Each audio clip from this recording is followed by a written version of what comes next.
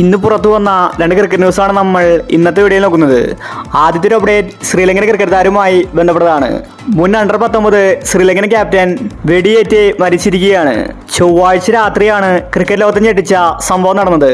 സംഭവം നടക്കുമ്പോൾ ഭാര്യയും 2 മക്കളും വീട്ടിലുണ്ടായിരുന്നു. 12 ബോറുള്ള തോക്കുപയോഗിച്ചാണ് വെടിവെച്ചത്. കളിക്കുന്ന സമയത്ത് ശ്രീലങ്കൻ ടീമിലെ മികച്ച പേസ് ബോളറായിരുന്നു ധമിക നിരോഷ്ണ. ശ്രീലങ്കൻ താരങ്ങളായ ഏഞ്ചലോ മാത്യൂസ്, ഉബുൽ തരംഗ ഇവർക്കൊപ്പം താരം കളിച്ചിട്ടുണ്ട്. എന്തായാലും ക്യാപ്റ്റൻ ധമിക നിരോഷ്ണ ഇപ്പോൾ വെടിയേറ്റ് മരിച്ചിരിക്കുകയാണ്. അടുത്തൊരു അപ്ഡേറ്റ് രോഹിത് ശർമ്മയുമായി ബന്ധപ്പെട്ടതാണ്. രോഹിത് ശർമ്മ T20യിൽ നിന്ന് വിരമിക്കൽ പ്രഖ്യാപിച്ചു. ഇനി ടെസ്റ്റിലും ഏകദിനത്തിലും മാത്രമേ കളിക്കുകയുള്ളൂ.